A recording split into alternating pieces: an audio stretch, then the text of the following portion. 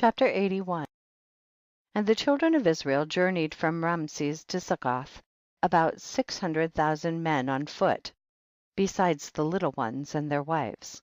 Also a mixed multitude went up with them, and flocks and herds, even much cattle. And the sojourning of the children of Israel who dwelt in the land of Egypt in hard labor was 210 years. And at the end of 210 years the Lord brought forth the children of Israel from Egypt with a strong hand. And the children of Israel travailed from Egypt and from Goshen and from Ramses, and encamped in Succoth on the 15th day of the first month. And the Egyptians buried all their firstborn whom the Lord had smitten, and all the Egyptians buried their slain for 3 days. And the children of Israel traveled from Succoth and encamped in Etham at the end of the wilderness. And on the 3rd day after the Egyptians had buried their firstborn, many men rose up from Egypt and went after Israel to make them return to Egypt, for they repented that they had sent the Israelites away from their servitude. And one man said to his neighbor, surely Moses and Aaron spoke to Pharaoh, saying, we will go on a 3 days' journey in the wilderness and sacrifice to the Lord our God. Now therefore let us rise up early in the morning and cause them to return.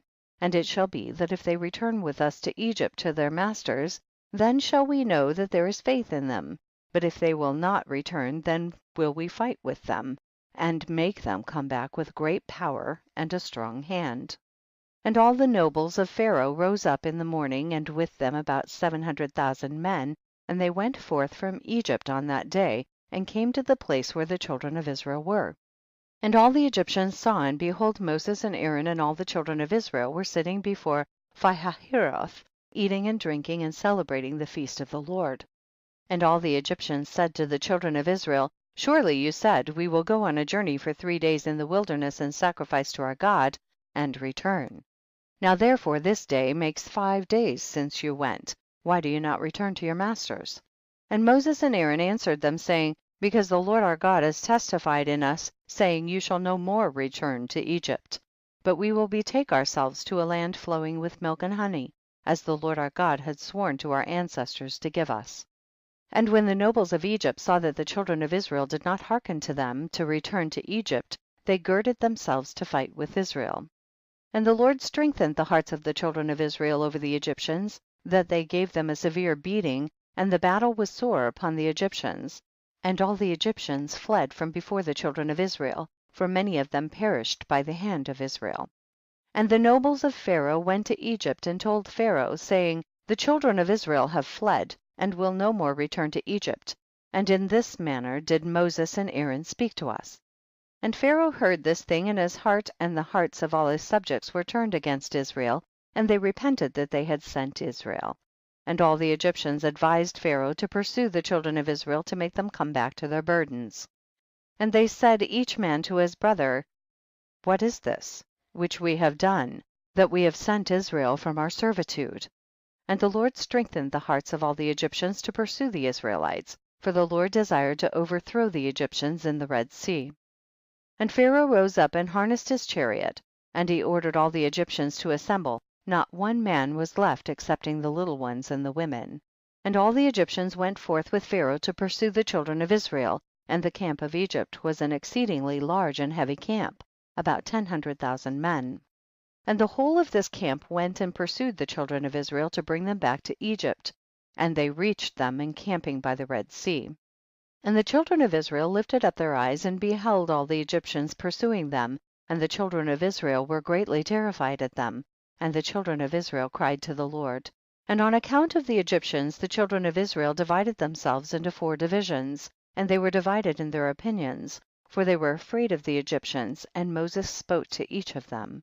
The first division was of the children of Reuben, Simeon, and Issachar, and they resolved to cast themselves into the sea, for they were exceedingly afraid of the Egyptians. And Moses said to them, fear not, stand still and see the salvation of the Lord, which he will effect this day for you. The second division was of the children of Zebulun, Benjamin, and Naphtali, and they resolved to go back to Egypt with the Egyptians. And Moses said to them, fear not, for as you have seen the Egyptians this day, so shall you see them no more forever. The third division was of the children of Judah and Joseph, and they resolved to go to meet the Egyptians to fight with them. And Moses said to them, stand in your places, for the Lord will fight for you, and you shall remain silent. And the fourth division was of the children of Levi, Gad and Asher, and they resolved to go into the midst of the Egyptians to confound them. And Moses said to them, remain in your stations and fear not, only call unto the Lord that he may save you out of their hands. After this Moses rose up from amidst the people, and he prayed to the Lord and said, O Lord God of the whole earth, save now thy people whom thou didst bring forth from Egypt, and let not the Egyptians boast that power and might are theirs. So the Lord said to Moses, why dost thou cry unto me? Speak to the children of Israel that they shall proceed, and do thou stretch out thy rod upon the sea, and divide it, and the children of Israel shall pass through it. And Moses did so, and he lifted up his rod upon the sea and divided it. And the waters of the sea were divided into 12 parts, and the children of Israel passed through on foot, with shoes, as a man would pass through a prepared road. And the Lord manifested to the children of Israel his wonders in Egypt and in the sea by the hand of Moses and Aaron. And when the children of Israel had entered the sea, the Egyptians came after them, and the waters of the sea returned upon them, and they all sank in the water, and not one man was left excepting Pharaoh, who gave thanks to the Lord and believed in him, therefore the Lord did not cause him to perish at that time with the Egyptians. And the Lord ordered an angel to take him from amongst the Egyptians, who cast him upon the land of Nineveh, and he reigned over it for a long time. And on that day the Lord saved Israel from the hand of Egypt, and all the children of Israel saw that the Egyptians had perished, and they beheld the great hand of the Lord in what he had performed in Egypt and in the sea. Then sang Moses and the children of Israel this song unto the Lord, on the day when the Lord caused the Egyptians to fall before them. And all Israel sang in concert, saying, I will sing to the Lord, for he is greatly exalted. The horse and his rider has he cast into the sea. Behold, it is written in the book of the law of God. After this the children of Israel proceeded on their journey, and encamped in Marah, and the Lord gave to the children of Israel statutes and judgments in that place in Marah, and the Lord commanded the children of Israel to walk in all his ways and to serve him. And they journeyed from Marah and came to Elim, and in Elim were 12 springs of water and 70 date trees, and the children encamped there by the waters. And they journeyed from Elim and came to the wilderness of Sin, on the 15th day of the 2nd month after their departure from Egypt. At that time the Lord gave the manna to the children of Israel to eat, and the Lord caused food to rain from heaven for the children of Israel day by day. And the children of Israel ate the manna for 40 years, all the days that they were in the wilderness, until they came to the land of Canaan to possess it. And they proceeded from the wilderness of Sin and encamped in Alush. And they proceeded from Alush and encamped in Rephidim. And when the children of Israel were in Rephidim, Amalek the son of Eliphaz, the son of Esau, the brother of Zepho, came to fight with Israel. And he brought with him 801,000 men, magicians and conjurers, and he prepared for battle with Israel in Rephidim.